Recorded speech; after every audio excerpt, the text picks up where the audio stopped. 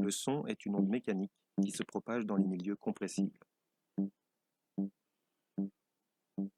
Dans l'air, symbolisé ici par des petites billes, le passage d'une onde sonore va mettre en mouvement les molécules d'air. Il s'agit d'une onde de pression. Cette image arrêtée nous permet de distinguer des zones de compression, avec une forte densité de molécules, et des zones de dépression, avec une faible densité de molécules. En observant la molécule rouge, vous noterez que c'est bien l'onde de pression qui se propage, et non pas l'air. Chaque molécule ne fait que vibrer de quelques micromètres autour de sa position d'équilibre. Pour émettre un son, il suffit de mettre l'air en mouvement. Mais pour entendre ce son, il faut que sa fréquence soit comprise dans la bande de sensibilité de l'oreille humaine, c'est-à-dire entre 20 Hz et 20 000 Hz.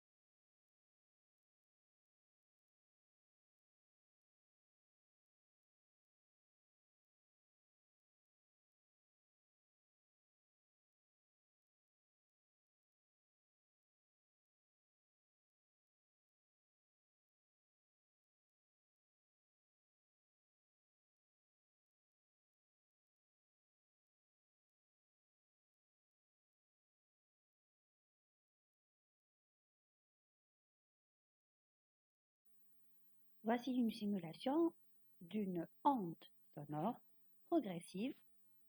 Là, j'ai en orangé le vibreur.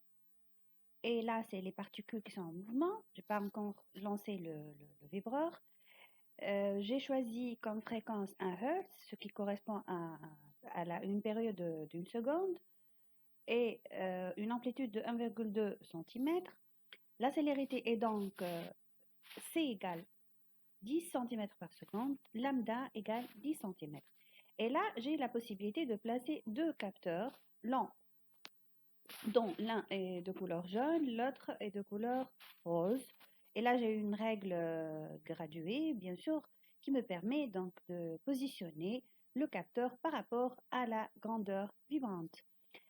Par exemple, je vais placer le premier capteur en jaune, je vais le placer à la distance de à peu près 5 cm du vibreur.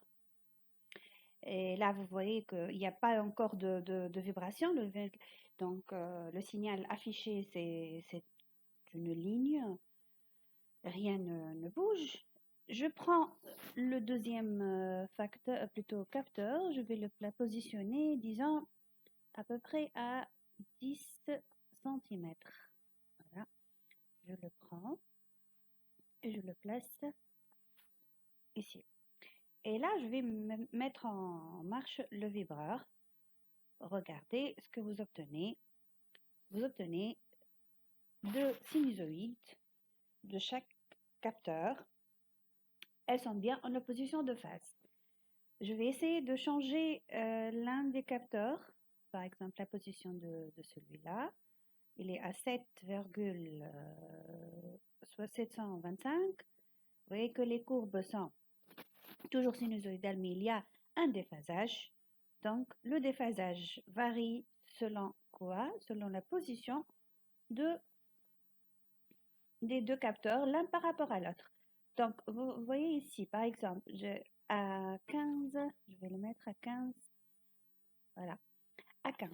Vous regardez, je vais dévier un peu pour voir les deux courbes qui sont superposées. Vous voyez bien que la courbe jaune et la courbe rose sont superposées, c'est-à-dire que les deux capteurs, les positions, les points, tous les points qui existent ici et dans l'autre capteur, vibrent à la même en phase. Donc, si vous calculez la distance entre eux, vous trouvez que c'est 15 moins 5, c'est 10, ça correspond à lambda. Par contre, l'état précédent, quand j'ai mis à 10 cm, c'est à lambda sur 2, donc elles étaient en opposition de phase. Elles vibraient en opposition de phase. Voilà.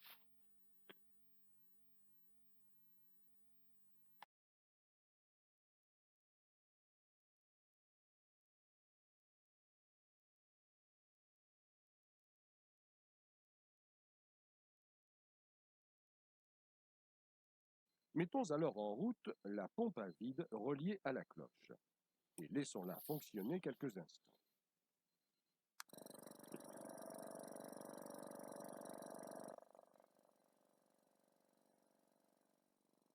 Lorsqu'on décide de l'arrêter, on constate que le microphone, pourtant placé très près du réveil, ne capte plus qu'un son très faible.